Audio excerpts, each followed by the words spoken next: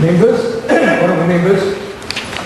We now move to the Employment Relations Secret Ballot for Strikes Amendment Bill. And the question is before the committee, is that Clause 1 stand part? Clause 1? Mr Chair. I call the Honourable Member Darian Fenton. Thank you. I'm very pleased to take a call on Clause 1 of the Employment Relations Secret Ballot for Strikes Amendment Bill, and note that the Select Committee, of which I was a member, made a recommendation that the original title of Employment Relations Workers Secret Ballot for Strikes Amendment Bill be changed.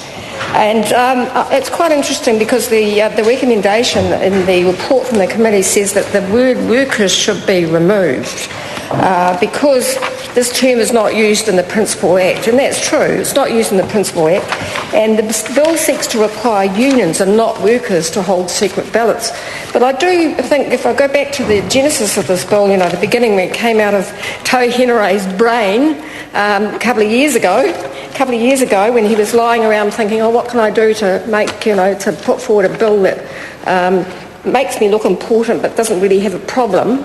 And this bill is a problem looking, it is a problem that is looking for a bill, and we don't have a problem. He put the word workers in there, I presume, and I asked the chair, asked the member in the chair, and he might respond to that.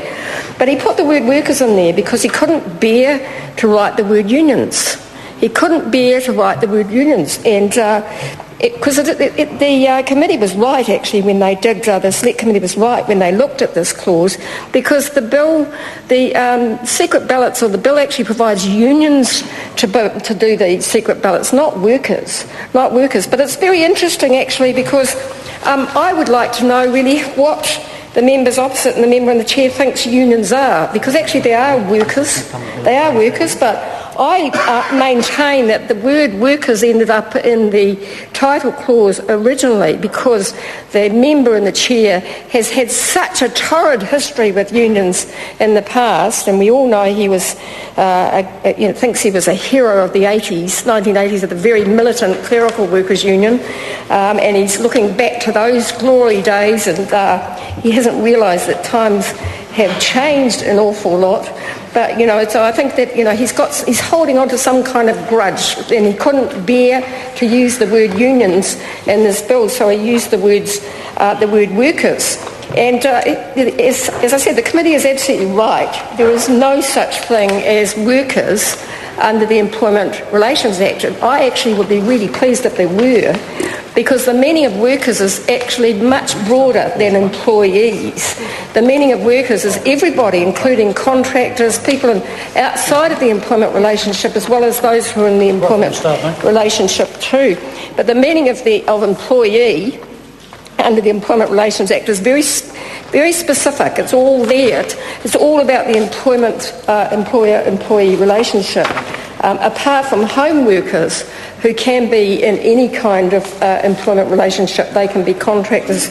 And that actually goes back to a case that was taken in the 1990s about home workers who were getting paid less than minimum wage, who were actually being employed as contractors. And it's a famous case. It was Cashman and others, and it was the outcome of that case was to say that home workers are actually employees, and as such should have all of the entitlements of an employee.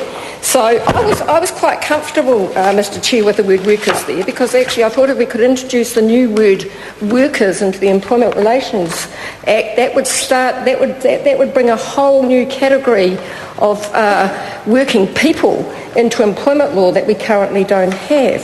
And for example, I've already mentioned contractors, dependent and independent contractors who don't have employment relationships, who are outside of employment law, who are actually becoming aware, well, there's a lot of problems with what's happening to them.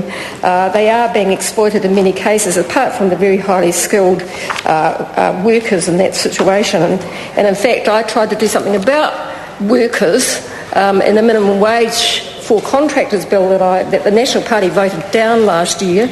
Excellent bill that would have actually seen minimum wage for all workers in New Zealand, whether or not they're in the employee-employee relationship. So it would have covered vulnerable contractors such as the courier drivers that I see on a regular basis who are actually not earning minimum wage, Mr Chair, who are actually being enormously exploited. So I didn't have a problem, Mr Chair. I call the Honourable Member Darian Fenton. So I didn't have a problem with the original title, and I have to admit to being somewhat disappointed, and you will note from the committee's report, the bill was passed by majority, so that means, and Labor put in a minority view. So I have to admit to being somewhat disappointed that we didn't retain the word workers in the title, because I think it would have opened up a whole new area of law. Beyond the employment relationship, we would have been able to have a discussion and we would have been able to argue in this bill and beyond that workers, whether they're an employee relationship, actually were covered by all the provisions of the Employment Relations Act. So I would have really welcomed that. But I go back to the point about the member's original title, and I'd be interested in hearing from the member and the chair about why he put workers in the title and why he didn't put unions. And I do wonder, if there's some sort of prejudice that's sort of lingering from his time as a clerical workers' union organiser in the 1980s, in those good old tough days when that member used to wander into workplaces and say, let's pull the pin, everybody out. He could look tough, he could look really important, clerical workers, for goodness sake.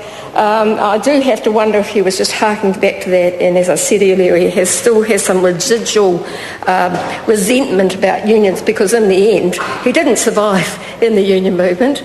He was, I wouldn't say he was kicked out of the union movement, but certainly his reputation has is still alive, isn't it? Yet people still talk about Raymond Here, and they all talk about what he used to do, and in the good old days of the 80s, when he was staunch but couldn't hang around during the 1990s when it got really tough.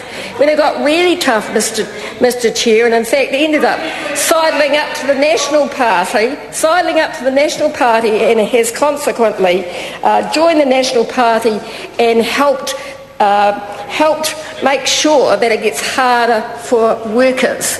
So, Mr Chair, I'd be interested in a response from the member and the chair about why he used the word workers and not unions, and whether he's comfortable now with the change that's been recommended by the committee, which is changes the title to Employment Relations Secret Ballot for Strikes Amendment Bill, whether he thinks that's better than it was, or whether he regrets losing the word workers out of it, who he had in mind when he was talking about workers, why he didn't use the word unions in the first place, whether he was just trying to target a particular group. Why didn't he put? And why? Actually, I'm interested in why he didn't put workers in there in the first. Why he put workers in there in the first place, Mr. Chair? Because maybe he should have put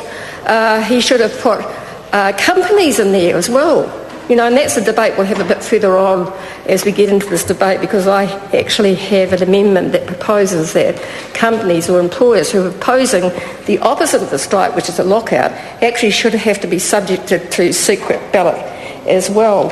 So, the title clause is very interesting. It's a very interesting clause, and I'm sure that my colleagues will have many other suggestions about what the title could have been. But as I said, this is a bill looking for a problem. There is not a problem. Maybe that could have been the title of the bill, the Employment Relations Bill looking for a problem, or the Employment Relations Bill using a sledgehammer to crack a peanut. Amendment Bill, or it could have been actually the Employment Relations National Hates Unions Amendment Bill. Who knows? Or let's say it could have been the Employment Relations Let's Make Stuff Up, because there is no problem here. The member and the chair knows that. He knows that there has not been a problem. And actually, since this bill was first introduced in April 2010, I would be very surprised if there's been one single worker in the country country who has complained about being forced to go on strike. One single worker who's been forced to go on strike without a secret ballot for strikes, as the title suggests. I would be interested to know how many complaints the member in the chair has had.